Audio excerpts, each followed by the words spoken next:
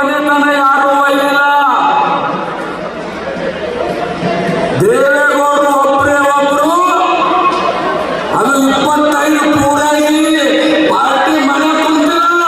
ಇಷ್ಟೊಂದು ದೊಡ್ಡ ಸಮೂಹ ಕರ್ನಾಟಕದ ಏಕೈಕ ಪ್ರಧಾನಿ ಎನಿಸಿಕೊಂಡಂತಹ ಎಚ್ ಡಿ ದೇವೇಗೌಡರನ್ನು ಎತ್ತರಿತ ಜೋರು ಚಪ್ಪಾಳೆಯನ್ನು ಕೊಡುವ ಮೂಲಕ ಸ್ವಾಗತಿಸಬೇಕಾಗಿ ಕೋರ್ಕೊಳ್ತಾ ಇದ್ದಾರೆ. ಗೋಮಠ ನಗರಿ ಸಾಧು ಸಂತರ ನೆಲೆಬೀಡು ಜಗಜ್ಯೋತಿ ಬಸವಣ್ಣನವರ ನಾಡಿಗೆ ಆಗಮಿಸಿರುವಂತಹ ಭಾವೈಕ್ಯತಾ ಚೇತನ ಅಂತ ಹೇಳಿ ತಪ್ಪಾಗಲಿಕ್ಕಿಲ್ಲ. ಹಿರಿಯ ರಾಜಕೀಯ ಧುರೀಣರು, ರಾಜಕೀಯ ಮುತ್ಸದ್ದಿಗಳು, ದೇವೇಗೌಡ ಅಪ್ಪಾಜಿಗೆ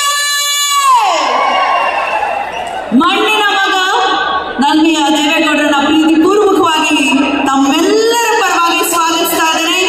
ಕಿತ್ತೂರು ಕರ್ನಾಟಕದಲ್ಲಿ ಜರುಗುತ್ತಿರುವಂತಹ ಪ್ರಪ್ರಥಮ ಜನತಾ ಸಮಾವೇಶ, ಜೆಡಿಎಸ್ ಪಕ್ಷ 25 ವರ್ಷ ತುಂಬಿರುವಂತಹ ಈ ಸುಸಂದರ್ಭದಲ್ಲಿ ಬೆಳ್ಳಿ ಸಂಭ್ರಮಾಚರಣೆಯನ್ನ ಆಚರಿಸುತ್ತಿರುವಂತಹ ಈ ಶುಭ ಕ್ಷಣದಲ್ಲಿ ಕಾರ್ಯಕ್ರಮಕ್ಕೆ ಆಗಮಿಸಿರುವಂತಹ ದೇವೇಗೌಡರ ಆದಿಯಾಗಿ ಎಲ್ಲ ಗಣ್ಯಾತೀತರಿಗೂ ಕೂಡ ಪ್ರೀತಿಪೂರ್ವಕ ಸ್ವಾಗತ ಸುಸ್ವಾಗತ ಎನ್ನುತ್ತಾ ಮತ್ತೆ ನಾವು ಅದನ್ನೇ ಹೇಳ್ತಾ ಇದ್ದೇವೆ. ಆ ಭಾಗದಲ್ಲಿ ನೀವು ಬಹುದೂರ ಕುಳಿತಿರುವಂತವರು ಈ ಭಾಗಕ್ಕೆ ಬರಬಹುದು, ಒಂದು ಕುಳಿತು ಸಮಾವೇಶದಲ್ಲಿ ಮುಗಿಸ್ತೇವೆ. ದಯಮಾಡಿ ಎಲ್ಲರೂ ಸಹಕರಿಸಿ. ತಾವೆಲ್ಲ ಹೊರಗಿದ್ದಾರೆ, ಎಲ್ಲ ಬರಬೇಕು. ಈ ಕಾರ್ಯಕ್ರಮವನ್ನು ಯಶಸ್ವಿಗೊಳಿಸುತ್ತೇವೆ. ತಮ್ಮಲ್ಲಿ ಕೈ ಮುಗಿದು ನಾನು ಮನೆಯಲ್ಲಿ ಬಯಸ್ತೇನೆ. ಇದು ಜಗಜ್ಯೋತಿ ಬಸವಣ್ಣನವರ ಕಾರ್ಯನಿಷ್ಠೆಯ ನಾಡು. ಸ್ವಾಮಿಯವರು ಕೂಡ ಜೊತೆಯಾಗಬೇಕು. ಜೆಡಿಎಸ್ ಸೇವಾದಳದ ವತಿಯಿಂದ ನಮ್ಮ ಪಕ್ಷದ ಧ್ವಜಾರೋಹಣವಾಗುತ್ತದೆ.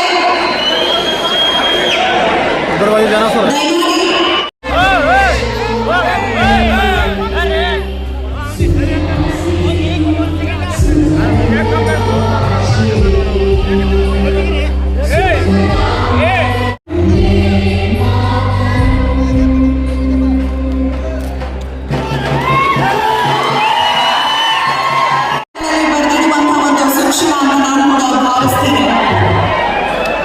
ನಮ್ಮ ಪಕ್ಷ ನಡೆಯುವಂತಹ ಹಾದಿಯ ಕಡೆಗೆ ತಮ್ಮೆಲ್ಲರಿಗೂ ಗೊತ್ತಾಗುತ್ತೆ. ಇತಿಹಾಸದಲ್ಲಿಯೇ ಇಡೀ ಭಾರತದಲ್ಲಿ ರೈತರ ಸಾಲ ಮನ್ನಾ ಮಾಡಿರುವಂತಹ ಏಕೈಕ ಪಕ್ಷ ಮುಖ್ಯಮಂತ್ರಿಗಳಾಗಿದ್ದಂತಹ ಸಂದರ್ಭದಲ್ಲಿ ಕುಮಾರಣ್ಣ ಅವರು ತೆಗೆದುಕೊಂಡಿರುವಂತಹ ನಿರ್ಧಾರ ನಿಜಕ್ಕೂ ಚರಿತ್ರೆಯನ್ನು ಸೃಷ್ಟಿಸಿದೆ. ಪುನರ್ ಅಂತ ಅವಕಾಶಗಳು ದೊರೆಯುವಂತಾಗಿ ಅವರನ್ನ ಮತ್ತೆ ನಾವು ಆ ಗದ್ದುಗೆಯಲ್ಲಿ ಇರುವಂತೆ ನೋಡಿಕೊಂಡು ಅಂತ ಹೇಳ್ತಾ ಈಗ ದೀಪ ಬೆಳಗಿಸುವ ಮುಖೇನ ಕಾರ್ಯಕ್ರಮಕ್ಕೆ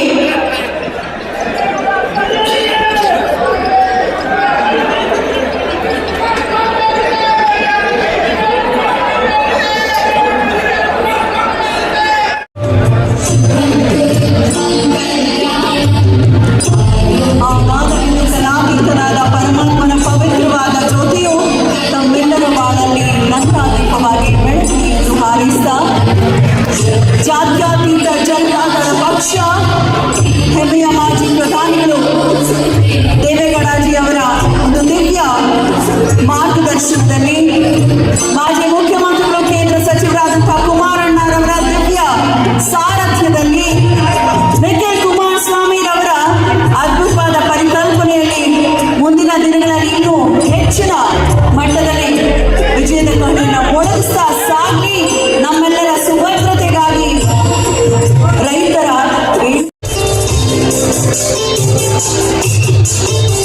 ಕರ್ನಾಟಕ ರಾಜ್ಯದ ಲೋಕೋಪಯೋಗಿ ಮತ್ತು ನೀರಾವರಿ ಸಚಿವರಾಗಿ ಮಾನ್ಯ ದೇವೇಗೌಡರು ಮುಖ್ಯಮಂತ್ರಿಗಳಾಗಿದ್ದಂತಹ ಸಂದರ್ಭದಲ್ಲಿ ಹಾಗೆ ಭಾರತದ ಪ್ರಧಾನಿಗಳಾಗಿದ್ದಂತಹ ಸಂದರ್ಭದಲ್ಲಿ ನೀಡಿದಂತಹ ಕೊಡುಗೆ ನಮ್ಮ ಈ ಭಾಗದ ಜನರಿಗೆ ಏನೇನು ಅಂತ ತಿಳಿಸುವಂತಹ ಒಂದು ಕಿರು ಹೊತ್ತಿಗೆ ಈಗ ಬಿಡುಗಡೆ ಆಗ್ತಾ ಇದೆ.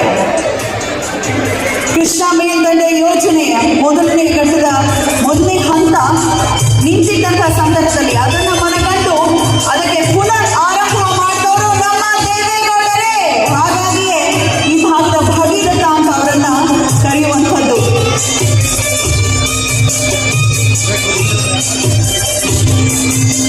ನಾರಾಯಣಪುರ ಮೊದಲನೇ ಕಾಲುವೆ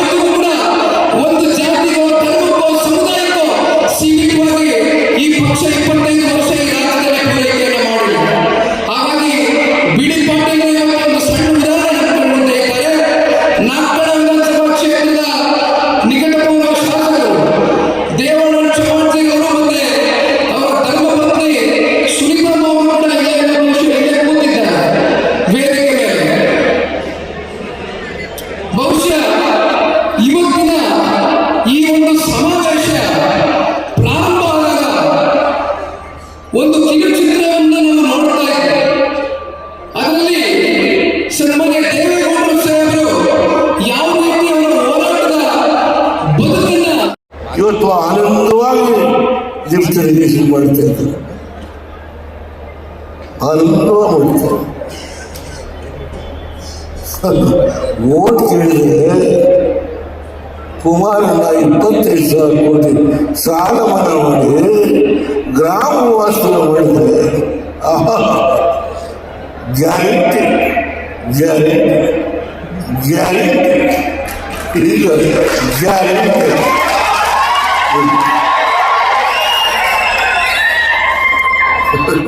ಶಾಶ್ವತವಾಗಿ ದುಡಿಯುವ ಕೈಗೆ ಶಕ್ತಿನ ತುಂಬುವ ನನ್ನ ರೈತ ಏನಾಗಿದೆ ಬೆಳೀತದೆ, ಕೊಡುತ್ತದೆ. ನೀಡುವ ಕೈ ಇದು ಕೇಳುವ ಕೈಯಲ್ಲ. ಯಾವ ರೈತ ಇದ್ದಾನೆ ದುಡಿತಾನೆ, ಹೋರಾಟ ಮಾಡ್ತಾನೆ, ಅವನಿಗೆ ನೀರು ಗೊಬ್ಬರ ಸಕಾಲದಲ್ಲಿ ಸಾಲ ವ್ಯವಸ್ಥೆ ಮಾಡಿ ನಿಮ್ಮನ್ನೇನು ಕೇಳಿ ಆ ಕೆಲಸವನ್ನು ಮಾಡಲಿಕ್ಕೆ ಏನು ಹೋರಾಟ ಮಾಡಿದ್ದೇನೆ ಅಂತೇಳಿ 46 ಪುಟ ನಮ್ಮ ಯುವಕರು ದಯಮಾಡಿ ಈ ಪುಸ್ತಕ ತಗೊಂಡು ಓದು. ಜಾಮದಾರು ಅವ್ರನ್ನ ಅಪಾಯಿಂಟ್ ಮಾಡಿದಾಗ ಮಣಗುತ್ತ ಅಧ್ಯಕ್ಷನಾಗಿ ಮುದ್ದಪ್ಪ ನಡೆಯ 56,000 ಶಿಕ್ಷಕರು ನೇಮಕ ಮಾಡ್ತಾ ಇದ್ದಾರೆ. ಇವತ್ತು ಸರ್ಕಾರದಲ್ಲಿ ಸುಮಾರು 76,000 ಉದ್ಯೋಗದ ಒಂದು ಶಿಕ್ಷಕರು ಇಲ್ಲ ಅಂತಕ್ಕಂಥದ್ದು ಏನಿದೆ. 3 ವರ್ಷ ಆಯ್ತು ಬಂತು, ಸರ್ಕಾರ ಏನು ಮಾಡಿದ್ದಾರೆ ಇವತ್ತು. ಇತ್ತೀಚಿನ ದಿನಗಳಲ್ಲಿ ನಮ್ಮ ಮಲ್ಲಿಕಾರ್ಜುನ ಖರ್ಗೆ ಅವರು ಕಲಬುರಗಿಯಲ್ಲಿ ಒಂದು ಸಭೆ ನಮ್ಮ ಕಲಬುರಗಿ ಅಲ್ಲ ಯಾದಗಿರಿಯಲ್ಲಿ ಸಣ್ಣ ಯಾದಗಿರಿನಲ್ಲಿ ಒಂದು ಸಭೆ ಭಾಗವಹಿಸ್ತಾರೆ. ಖರ್ಗೆ ಅವರು ಹೇಳ್ತಾರೆ, ನಮಗೆ ಸಿಂಗಾಪುರ ಮಾಡಬೇಡಿ, ಇಲ್ಲಿ ಮೈಸೂರು ಮತ್ತು ಕನಕಪುರ ಏನು ಮಾಡಿದ್ದೀರಿ ಅಷ್ಟು ಕೆಲಸ ಮಾಡಿಕೊಂಡು ಸಾಕು ಅಂತ ಹೇಳ್ತಾರೆ. ಹಲವಾರು ರಾಜಕಾರಣಿಗಳು ಉತ್ತರ ಕರ್ನಾಟಕಕ್ಕೆ ಅನ್ಯಾಯ ಆಗಿದೆ, ನಮಗೆ ಬೇರೆ ರಾಜ್ಯಗಳಿದೆ ಅಂತಕ್ಕಂಥ ಒಂದು ಕೂಗನ್ನು ಆಡ್ತಕ್ಕಂಥದ್ದೇನಿದೆ. ಆ ಕೂಗನ್ನು ಆಗ್ತಕ್ಕಂಥವರೇ ಉತ್ತರ ಕರ್ನಾಟಕದ ಶತ್ರುಗಳು ಅಂತಕ್ಕಂಥದ್ದನ್ನು ಮನಗಂಡು ನೀವು. ಖರ್ಗೆ ಎಷ್ಟು ವರ್ಷ ಶಾಸಕರಿದ್ದರು, ಎಷ್ಟು ವರ್ಷ ಮಂತ್ರಿಗಳಿದ್ದರು, ಈಗ ಅವ್ರ ಮಗ ಎಷ್ಟು ವರ್ಷದಿಂದ ಶಾಸಕರು, ಎಷ್ಟು ವರ್ಷ ಮಂತ್ರಿಗಳಿದ್ದಾರೆ. ಯಾತಕ್ಕೆ ನೀವು ಮೈಸೂರಿನ ಅಭಿವೃದ್ಧಿ ಕರ್ನಾಟಕದ ಅಭಿವೃದ್ಧಿಯನ್ನು ನೀವು ಮಾಡಲಿಕ್ಕಾಗಲಿಲ್ಲ? ಯಾರು ನಿಮ್ಮ ಮಾಡಬೇಡಿ ಅಂತ ಹೇಳಿದ್ರು?